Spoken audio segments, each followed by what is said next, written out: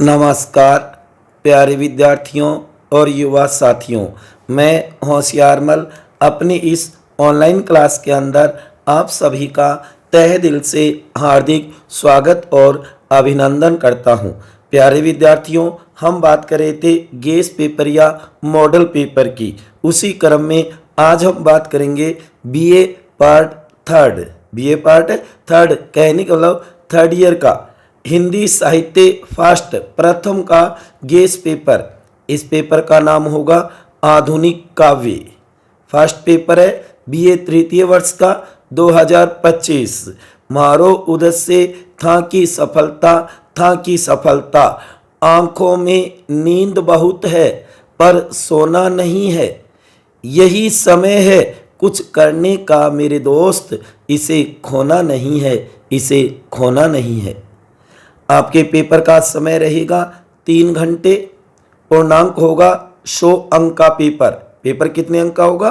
100 का, ये तो आपको पता ही है।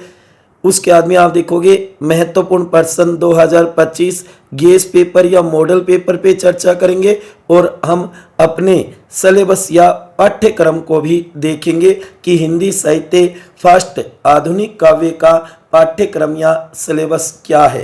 सदा खुश रहो प्यारे विद्यार्थियों, ये तो मैं बार बार कहता भी रहता हूँ।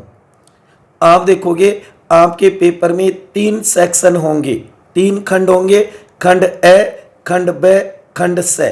Section A, section B, section C. सबसे पहले देखो खंड ए, सेक्शन ए। पेपर में 10 छोटे प्रश्न होंगे। 10 क्या होंगे? छोटे प्रश्न होंगे। सभी 10 प्रश्नों के उत्तर दीजिए। सभी करने अनिवार्य हैं, कोई अथवा विकल्प नहीं है। प्रत्येक प्रश्न 2 अंक का है प्यारे विद्यार्थियों। प्रत्येक इकाई से 2 प्रश्न होंगे, क्योंकि आपके सिलेबस में हिंदी साहित्य में 5 यूनिट 5 इकाइयां हैं, तो प्रत्येक इकाई से कितने? 2 प्रश्न होंगे। उत्तर सीमा होगी 50 शब्द। उत्तर कितने शब्दों में देना है? 50 शब्दों में। 10 × 2 बराबर 20 अंक। कहने का मतलब 20 अंक का होगा आपका सेक्शन ए, खंड ए। ठीक है ना प्यारे विद्यार्थियों। उसके बाद में देखो खंड ब, सेक्शन बी। पेपर में 7 पद्यांश या अवतरण होंगे, जिनमें से किन्हीं 5 की सप्रसंग व्याख्या कीजिए। 5 व्याख्याएं करनी है आपको। प्रत्येक 8 अंक का। प्रत्येक प्रश्न क्या होगा? 8 अंक का। कहने का मतलब सप्रसंग व्याख्या एक है, वो 8 नंबरों की होगी। प्रथम 3 इकाइयों में से 7 व्याख्या और इनका उत्तर सीमा होगी 200 शब्द। कितनी होगी? 200 शब्द। 5 × 8 बराबर 40 अंक का होगा आपका सेक्शन बी, खंड ब। ठीक है।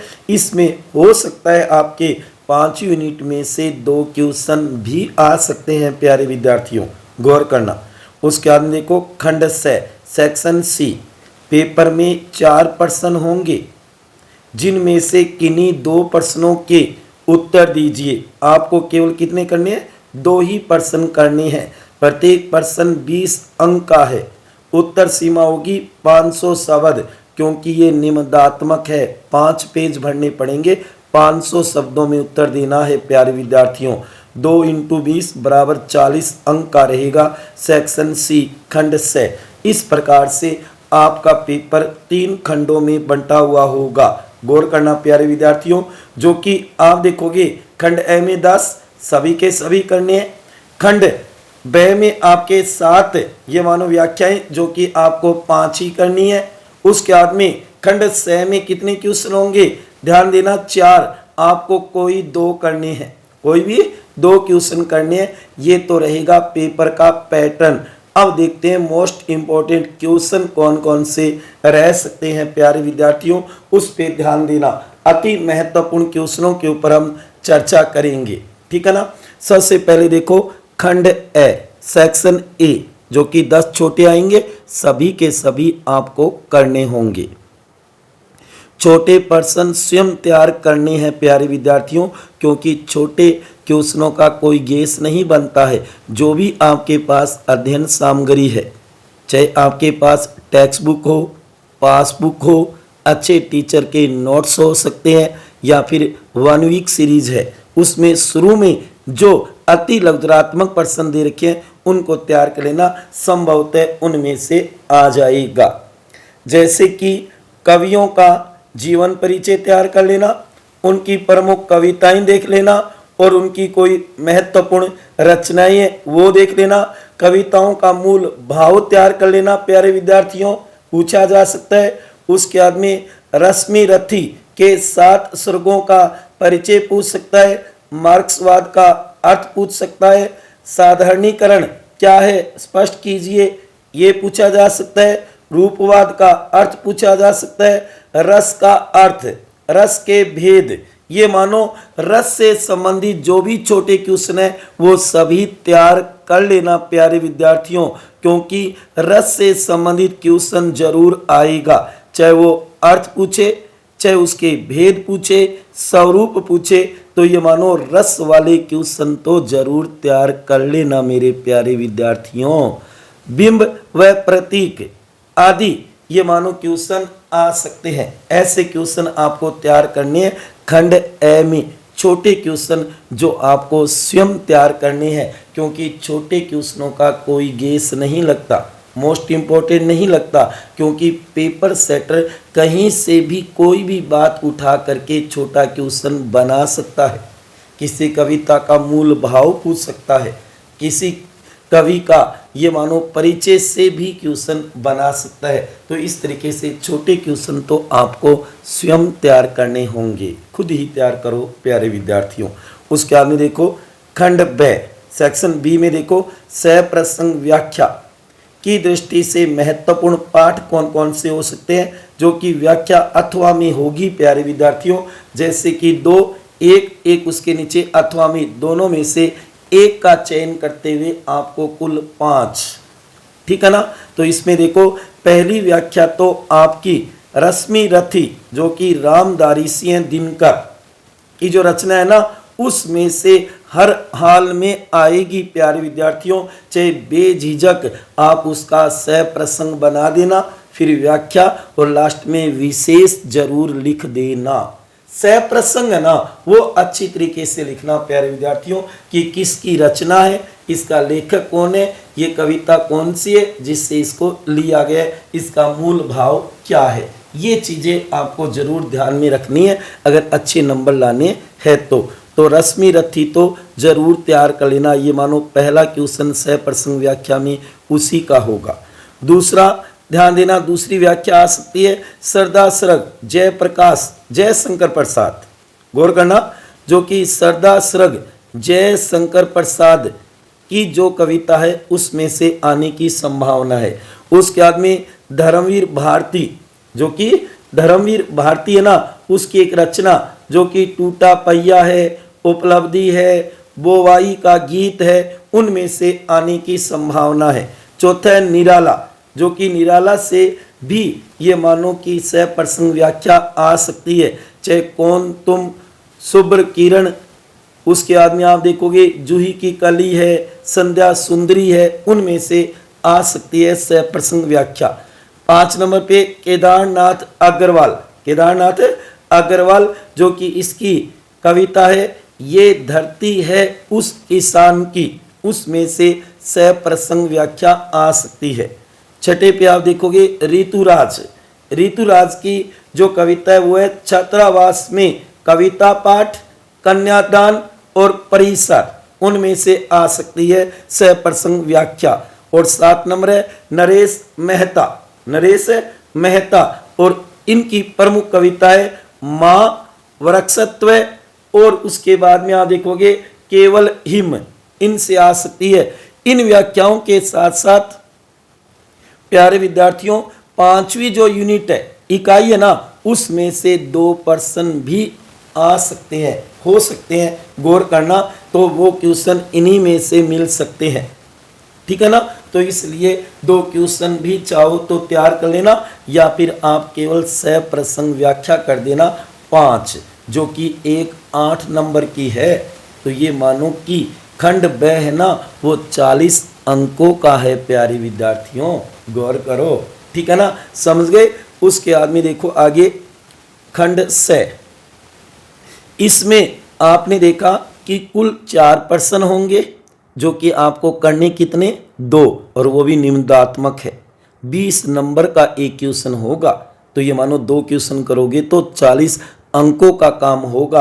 अब आपके आते कितने हैं वो तो आप पे निर्भर है कि उनका उत्तर किस तरीके से लिख कर आते हो आप, ठीक है ना। तो यहाँ पे मैंने अति महत्वपूर्ण कुछ क्वेश्चन अपने अनुभव के आधार पे, पीछे के पेपरों को देख करके, और अपने हिंदी साहित्य की जो मैडम है श्रीमती पूनम चौहान, उनके मार्गदर्शन में ये महत्वपूर्ण क्वेश्चन बनाए हैं प्यारे विद्यार्थियों, जो कि आने की पूरी संभावना है। वैसे मैं बार बार कहता हूँ ये तो गेस पेपर या मॉडल पेपर है प्यारे विद्यार्थियों, अनुमानित है।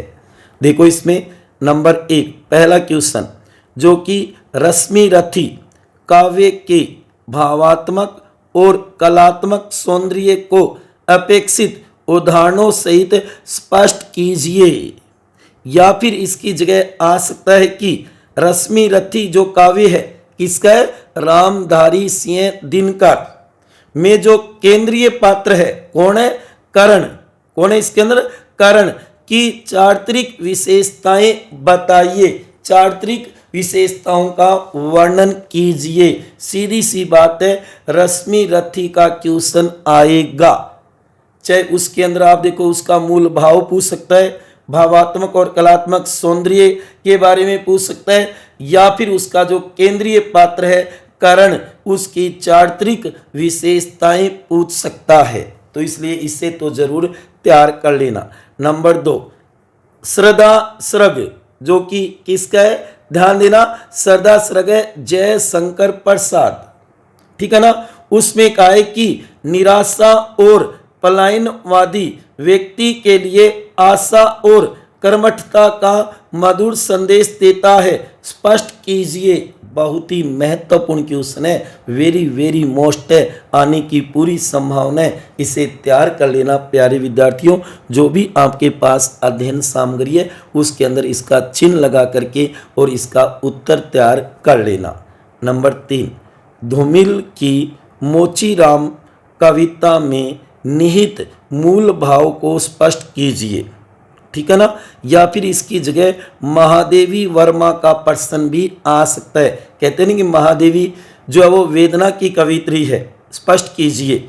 या फिर महादेवी वर्मा की जो भी अपने सिलेबस में कविताएं हैं, जैसे कि जो तुम आ जाते एक बार, तुम मुझ में प्रिय फिर बदली, तो कहने का मतलब इन कविताओं को लेकर के भी क्वेश्चन बनाया जा सकता है। या फिर धर्मवीर भारती की काव्य भाषा, प्रतीक योजना और बिंब प्रयोग क्षमता का स्वरूप स्पष्ट कीजिए। ये क्वेश्चन आ सकता है धर्मवीर भारती से, ठीक है ना प्यारे विद्यार्थियों। उसके बाद देखो नंबर 4 आधुनिक कविता के, आधुनिक जो काव्य है, आधुनिक जो कविता है ना के विकास के विभिन्न चरणों पर विचार प्रस्तुत कीजिए। कहने के लिए निबंधात्मक क्वेश्चन आ सकता है। या फिर इसकी जगह बनाया जा सकता है प्यारे विद्यार्थियों, जो कि स्त्री विमर्श अथवा दलित विमर्श पर लेख लिखिए। मेरे को लगता है ये क्वेश्चन तो आपके पेपर में जरूर आएगा, चाहे वो स्त्री विमर्श पे लेख लिखवाए या फिर दलित विमर्श पर लेख लिखवाए। ये चारों क्वेश्चन तैयार कर लेना, चारों मिलेंगे, 4 नहीं तो 3, 3 नहीं तो 2, और आपको तो केवल 2 ही तो करने हैं ना प्यारे विद्यार्थियों। तो इसलिए इन चारों क्वेश्चनों को अच्छी तरीके से तैयार करते हो तो ये मानो आपका पेपर बहुत ही बढ़िया और अच्छा जाएगा। बस पेपर में सुंदर और स्पष्ट लिखना, जिससे ये मानो कि आपके ज़्यादा से ज़्यादा नंबर आ सके। तो प्यारे विद्यार्थियों, हिंदी साहित्य का पेपर है ये BA पार्ट 3 का, जिसका नाम है आधुनिक काव्य। तो उसके गेस पेपर या मॉडल पेपर के ऊपर हम चर्चा कर रहे थे विस्तार से। नोट कृपया ध्यान दे, ये सभी प्रश्न अनुमानित है, गेस या मॉडल पेपर है प्यारे विद्यार्थियों, गौर करना, ठीक है ना। तो आपको व्याख्याएं तैयार करनी है कौन कौन सी, ये मैंने बता दिया। उसके बाद में खंड 6 में 4 क्वेश्चन कौन कौन से तैयार करने हैं वो भी मैंने बता दिए। किरण चाहे सूर्य की हो या फिर आशा की, किरण चाहे सूर्य की हो या फिर आशा की, जीवन के सभी अंधकार मिटा देती है, जीवन के सभी अंधकार मिटा देती है। प्यारे विद्यार्थियों, अब बात कर लेते हम आधुनिक काव्य के पाठ्यक्रम या सिलेबस पे, क्योंकि उसको ध्यान में रखकर ही तो आपको तैयारी करनी है।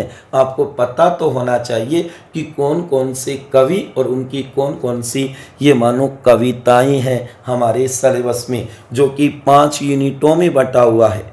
सिलेबस वो 5 यूनिट में और पेपर 3 खंड में आएगा, A B C A B या सी, जबकि यूनिट है वो आपके 5 है। सबसे पहले देखो, पहली यूनिट में तो एक ही रचना है, एक ही कविता है, वह रश्मि रथी, किसकी?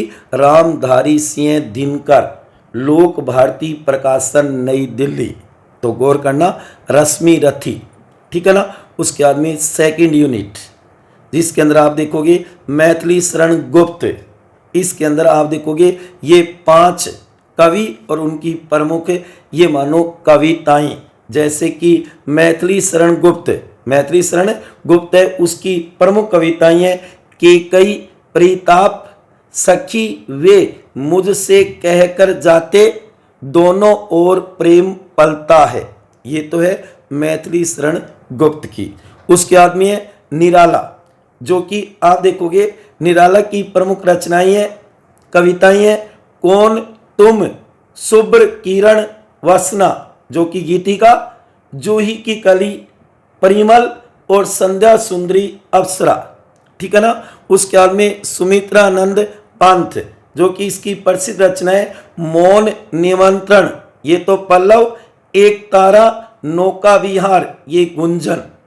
उसके बाद में जयशंकर प्रसाद, जो कि इसकी 10 कविताएं हैं, जैसे कि सदा स्वर्ग है और देखा वह सुंदर दृश्य, ऐसे 10 कविताएं आपके सिलेबस में दे रखी है। उसके बाद में महादेवी वर्मा, जो कि इसकी प्रमुख कविताएं हैं, जो तुम आ जाते एक बार, निहार, तुम मुझ में प्रिय, फिर बदली निर्जा, यह है महादेवी वर्मा की प्रमुख कविताएं आपके सिलेबस में। उसके बाद में थर्ड यूनिट, जो कि रामधारी सिंह दिनकर, इनकी प्रमुख कविता है राष्ट्र देवता का विसर्जन। उसके बाद में नागार्जुन, इनकी प्रमुख रचना है या कविता है उनको प्रणाम, तुम किशोर तुम तरुण।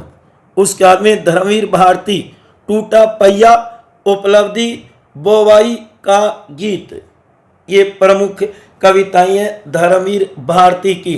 टूटा पहिया जरूर तैयार कर लेना। उसके बाद में केदारनाथ अग्रवाल, जो कि इसकी प्रमुख कविताएं हैं ये धरती है उस किसान की, ये धरती है उस किसान की। उसके बाद में शिव मंगल सिंह सुमन, इसकी प्रमुख कविता है जल रहे हैं दीप, जलती है जवानी, भाग 2, जो कि आपके सिलेबस में है। उसके बाद में चौथी यूनिट में, जो कि चौथी यूनिट में गिरजा कुमार माथुर, इनकी प्रमुख कविताएं हैं 15 अगस्त, मिट्टी के सितारे, छाया मत छूना। उसके बाद में नरेश मेहता, जो कि इनकी प्रमुख रचनाएं माँ वृक्षत्व, केवल हिम। उसके बाद में धूमिल, इनकी प्रसिद्ध रचनाएं मोचीराम, एक ये ध्यान रखना मोचीराम। उसके बाद में दुष्यंत कुमार, दुष्यंत कुमार की रचना या कविता हो गई है पीर पर्वत सी, मेरे स्वप्न तुम्हारे पास सहारा पाने आएंगे, ये है ध्यान देना दुष्यंत कुमार की प्रमुख कविताएं। उसके बाद में ऋतुराज, जो कि इसकी प्रमुख कविता है छाया, छात्रावास में, कविता पाठ, कन्यादान और परिसर, इनको जरूर तैयार करना प्यारे विद्यार्थियों। उसके बाद में 5 यूनिट, 5th यूनिट में 3 भाग हैं, ए ब और से। ए में दे रखा है आधुनिक कविता का इतिहास, रूपवाद, मार्क्सवाद, मनोविश्लेषणात्मकवाद का अध्ययन। ब में दे रखा है प्रमुख विमर्श, जिसमें 3 आपके सिलेबस में स्त्री विमर्श, दलित विमर्श, विकलांग विमर्श। उसके बाद में स में दिया है काव्य रूप, बिंब एवं प्रतीक, रस का अर्थ, स्वरूप, अव्यय, निष्पत्ति एवं साधारणीकरण, संक्षिप्त परिचय, रस के भेद। गौर करना प्यारे विद्यार्थियों, ये यूनिट है 5, ये आपका सिलेबस, इसके अनुसार ही आपको तैयारी करनी है। मैं बार बार कहता हूं, हमारा उद्देश्य आपकी सफलता प्यारे विद्यार्थियों, जो कि आप देखोगे कि इस पेपर को अच्छी तरीके से तैयार करोगे तो आपके अच्छे नंबर आने की संभावना है। सदा हंसते रहो और मुस्कुराते रहो प्यारे विद्यार्थियों, जो कि आप देखोगे ये गेस्ट पेपर मैंने बनाया है हिंदी साहित्य फर्स्ट बीए पार्ट 3 का आधुनिक काव्य, जिसके अंदर मेरे मार्गदर्शक रही हैं मैडम पूनम चौहान के मार्गदर्शन में ये गेस्ट पेपर या मॉडल पेपर बनाया गया है। तो उनका भी बहुत बहुत धन्यवाद प्यारे विद्यार्थियों। और अंत में हमारी तरफ से आप सभी को बेस्ट ऑफ लक। आपका पेपर बहुत ही बढ़िया और अच्छा जाए। सुंदर लिखना, स्पष्ट लिखना, जल्दी लिखना प्यारे विद्यार्थियों। और अंत में यही कहूँगा, ये वीडियो अगर आपको अच्छा लगा हो तो इसे ज़्यादा से ज़्यादा शेयर करना और लाइक करना मत भूलना प्यारे विद्यार्थियों। मिलते हैं अगली क्लास में एक नए गेस्ट पेपर के साथ। अन्य विषयों के गेस्ट पेपर भी हम देखेंगे, जैसे कि हमारा महत्वपूर्ण विषय, वेरी मोस्ट इम्पोर्टेंट, हमारा फेवरेट सब्जेक्ट पॉलिटिकल साइंस, राजनीति विज्ञान का गेस्ट पेपर लेकर आऊँगा प्यारे विद्यार्थियों। बस आप तो इन वीडियो को ज़्यादा से ज़्यादा शेयर कर दिया करो, ठीक है। मिलते हैं अगली क्लास में, तब तक खुश रहिए, हंसते रहिए, मुस्कुराते रहिए, प्रेम से मस्त रहिए अपने लिए और अपनों के लिए। इसी के साथ जय हिंद, जय भारत, वंदे मातरम मेरे प्यारे विद्यार्थियों और युवा साथियों।